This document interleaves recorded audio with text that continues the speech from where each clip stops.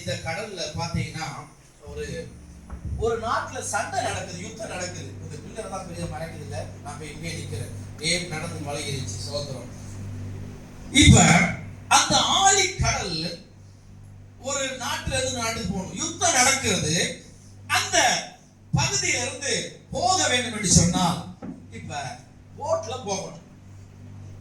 பணம் இல்லை, எல்லாத்தையும் இருந்த செயினை கலட்டி கொடுக்குறாங்க, மோதிரத்தை கலட்டி கொடுக்குறாங்க, அது ஒரு ஆள் கலட்டி கொடுத்து இதான்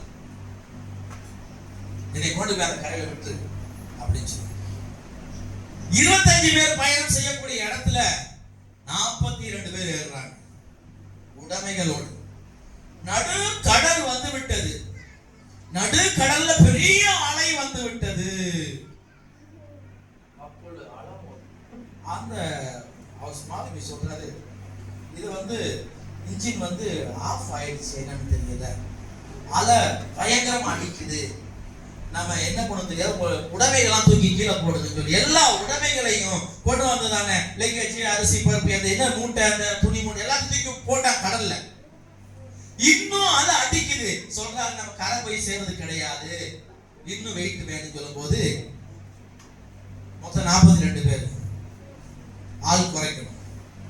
வயசான ஒரு 5-6 வயசான கிழவங்களை தூக்கி கடல்ல போட்டுச்சு. நீ வாழ்ந்துட்ட போதும், நாங்களாவது போய் குறைக்கிறேன்னு சொல்லிட்டு அவங்க என்ன பண்ணிட்டாங்க, அது ஒரு 5-6 டிக்கெட்டை தூக்கி கடல்ல போட்டாங்க.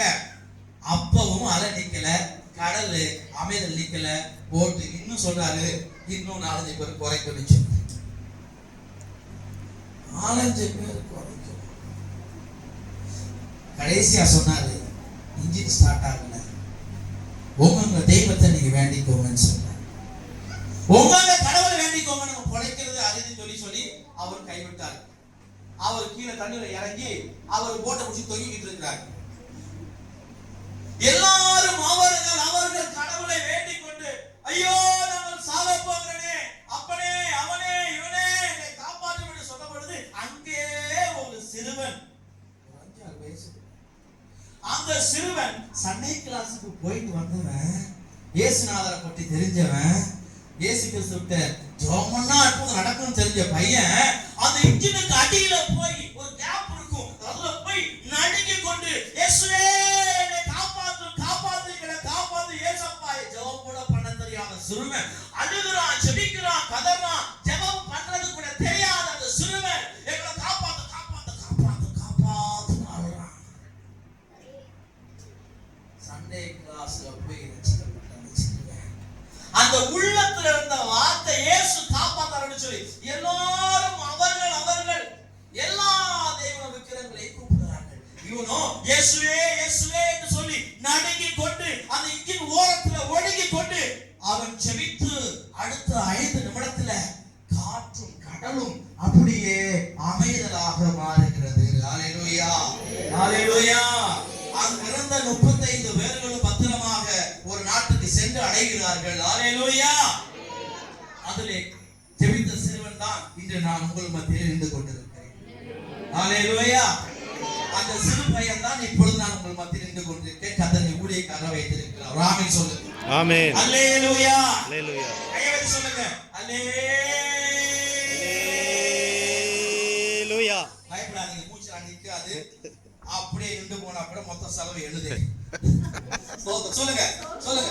நீங்க சொன்னீங்கன்னா உங்க பிபி, உங்க சுகர், உங்க கொலஸ்ட்ரால், பாஸ்டர் மேல் மூச்சு கீழ் மூச்சுலாம் வாங்குது, 4 படிக்கட்டு கூட ஏற முடியல பாஸ்டர் என்னால. நான் 25 படிக்கட்டு அசால்ட்டா நீங்க ஏறுவீங்க. நீங்க சொல்லுங்க சொல்லுங்க.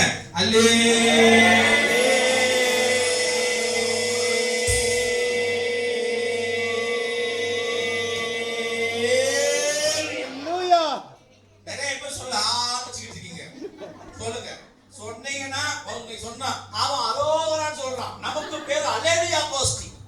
என்ன கோஷ்டி? அல்லேலூயா கோஷ்டி. ஆனா இங்க வந்து பாத்தீங்கன்னா அல்லேலூயா சொல்றீங்க, இவ்வளவுதான் அல்லேலூயா அல்லேலூயா. ஏங்க நம்ம அதுல கில்லியா இருக்கணும். எப்படி இருக்கணும்? ஆமா, அல்லேலூயா சொல்றாங்க. நம்மள அடிசிய யாருமே கிடையாது. சொல்லலாமா? சொல்ல எல்லாம் சொல்றோம். சின்ன பிள்ளைங்க வந்து பெரியவங்க எல்லாருமே இங்க அடி வயிற்றுல இருந்து பண்ணணும் சொல்லணும். உலகத்துல எல்லா மணிக்கும் மாற்றம் இருக்குது. எல்லாத்துக்கும் தண்ணீர் எடுத்துக்கொள்ளுங்க. தமிழ்ல தண்ணீர், இங்கிலீஷ்ல வாட்டர், மலையாளத்துல வெள்ளம், தெலுங்குல நீர், இப்படி மாறி மாறி வருது. உலகத்துல எந்த மொழியாலையும் மாற்ற முடியாத ஒரே ஒரு வார்த்தை, எந்த வார்த்தை? சொல்லுங்க. Heavenly language. சொல்லுங்க சொல்லுங்க.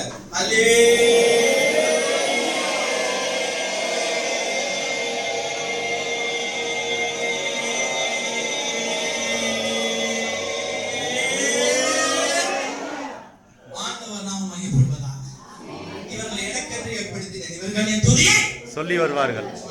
2 நாளாகமம் 7ஆம் அதிகாரம் 14ஆம் வசனத்தை வாசிப்போம். சீக்கிரமா டைம்ல சீக்கிரமா. என் நாமம் தரிக்கப்பட்ட என் ஜனங்கள் தங்களை தாழ்த்தி போதும். இங்க கவனிங்க. என் நாமம் தரிக்கப்பட்ட என் ஜனங்கள் என்று சொல்லி ஆண்டு சொல்றாரு. என் நாமம் தரிக்கப்பட்ட என் ஜனம் சொல்றாரு. கிறிஸ்தவர்கள் ஏன் பொட்டு வைப்பதில்லை அப்படின்னு கேட்டா தெரியலன்னு சொல்றாங்க. கிறிஸ்தவர்கள் பொட்டு வைக்கலாமா அப்படின்னா வைக்க கூடாது பைபிள்ல இல்ல. வைக்கலாமா? வைக்கலாம், தாராளமா.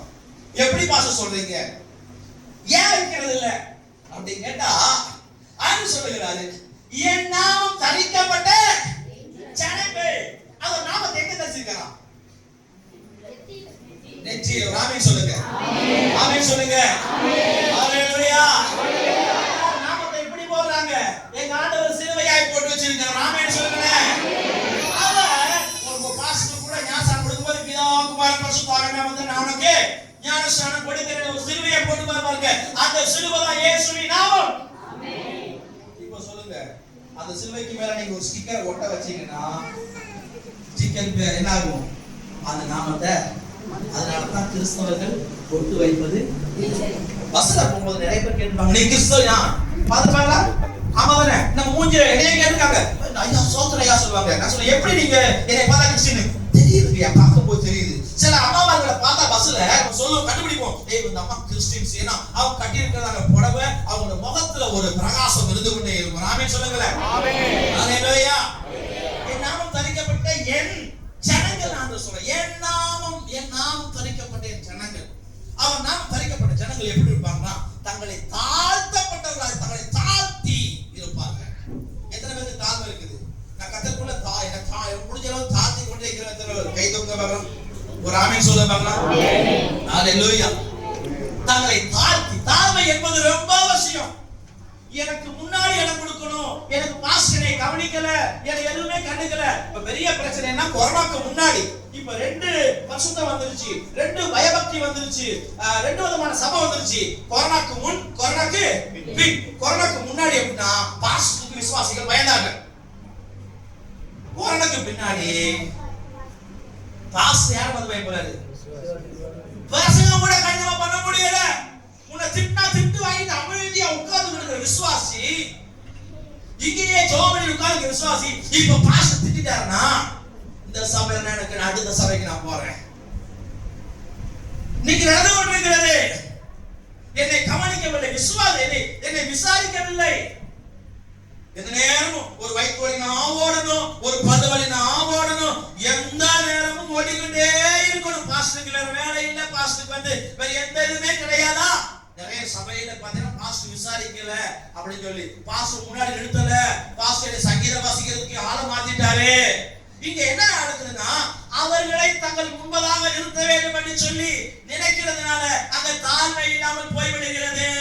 எவன் ஒருவன் தன்னை தானே தாழ்த்துகிறானோ கர்த்தர் அவனை உயர்த்தி வைப்பார். ஆமென் சொல்லுறேன். நான் சபையில சொல்றேன், நீ பெருக்கி சபையை பெருக்கி வாரம் பாய் போட்டு கர்த்தர் அவனை ஆசீர்வதிப்பார். அதே போல ஒரு பொண்ணு 10 வருஷமா பெருக்கி தொடச்சு நல்லா பாய் போட்டு கர்த்தர் வாழ்க்கை ஆசீர்வாதமா கொடுத்திருக்கிறார். ஹalleluya.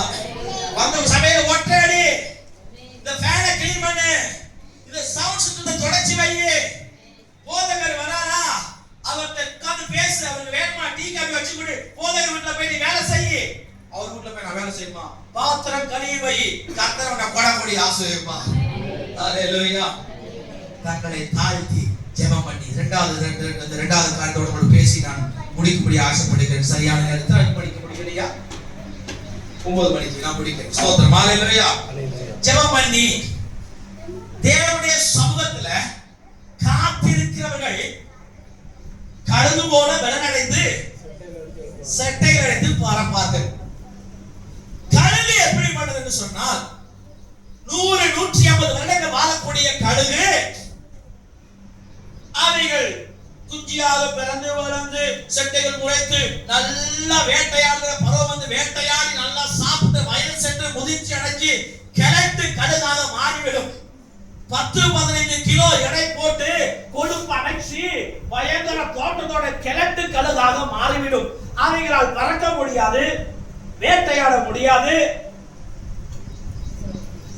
வேட்டையாட முடியாது, ஒண்ணுமே பண்ண முடியாது. கிழட்டு கழுகு 150 வருஷம் வாழ்ந்துருச்சு, ஒண்ணுமே செய்ய முடியாது. அப்படிப்பட்ட ஒரு நிலைமை வந்த உடனே மேல போய் இந்த கழுகு அமர்ந்து கொண்டு உடம்புல அப்படியே வந்து பாத்தீங்கன்னா ஒரு விதமான கடி உண்டாகுமா. தன்னுடைய அழகுனால எல்லா சட்டைகளையும் பிச்சு பிச்சு பிச்சு பிச்சு பிச்சு போட்டு உடம்புல அப்படியே ஒரு திணவு ஏற்படும் பொழுது அந்த நெகத்தால சொரண்டி சொரண்ட சொரண்ட அதுல காணப்படுற ரத்தம் அப்படியே பாயுமா. பகல் அடிக்கிற வெயில் கீழே அந்த பாறையுடைய சூட்டுல அந்த கொழுப்பெல்லாம் உருகி உருகி உருகி போகுமா. பல மாதங்கள் இரவும் பகலும் அப்படியே அமர்ந்து கொண்டிருக்குமா. இரவு நேரத்துல ஏற்படுகிற பனி குளிர்னால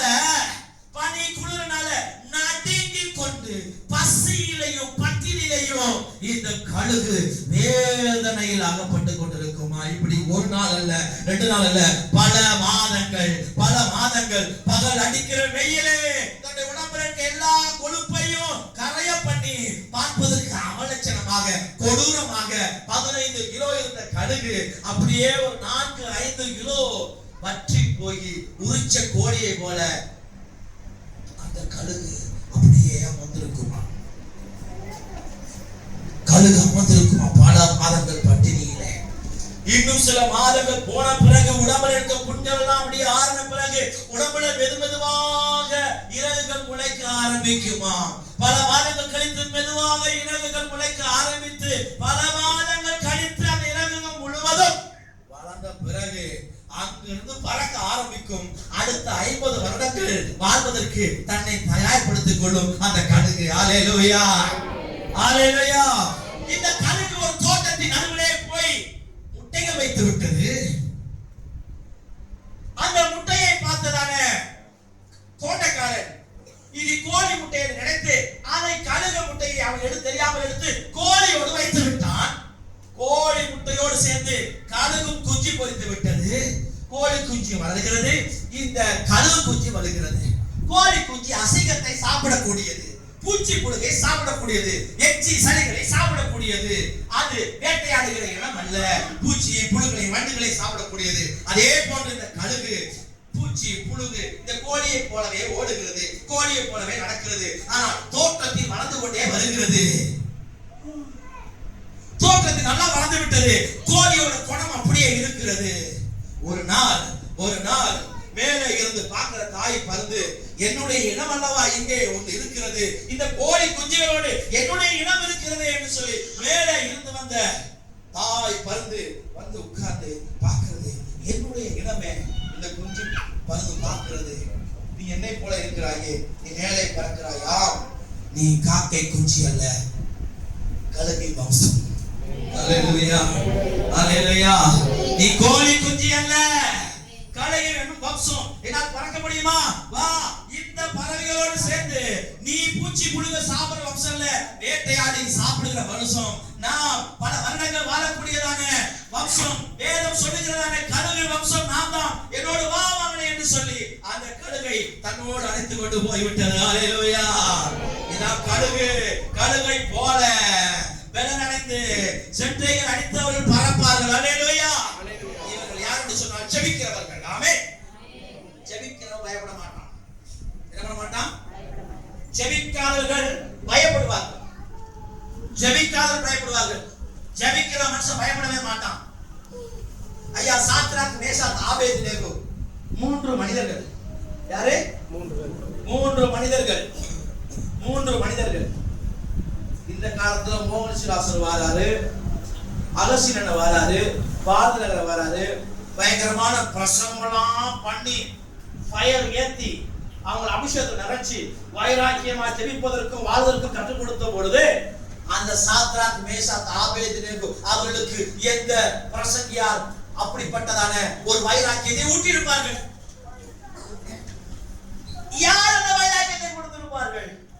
சொன்னார்கள், மனிதன் முன்னிறுத்திய சிலை என்ன பண்ண மாட்டோம், வணங்க மாட்டோம். ஐயா, லட்சக்கணக்கான பேரு முட்டி போட்டு கிடக்குறாங்க. எல்லாரும் தாழ விழுந்து கிடக்குறாங்க. அத்தனை லட்சம் பேர் தாழ விழுந்து கிடக்குறாங்க. யாரு முன்னாடி? யாரு முன்னாடி?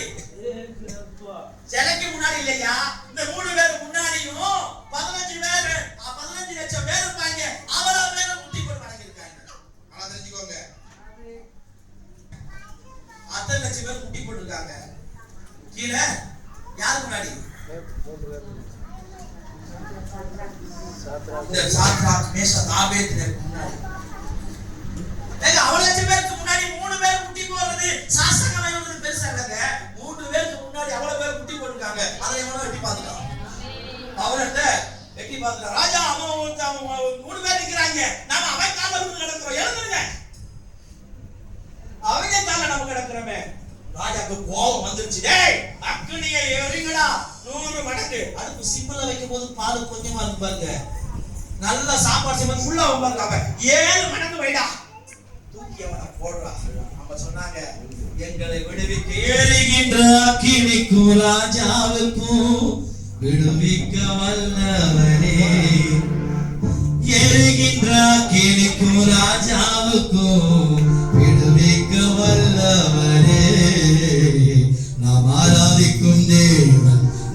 நல்லவர், விடுவிக்க வல்லவரே. நாம் ஆராதிக்கும் தேவன் நல்லவர், விடுவிக்க வல்லவரே. எரிகின்ற சொல்லுங்க, எரிகின்ற அக்கினிக்கு ராஜாவுக்கு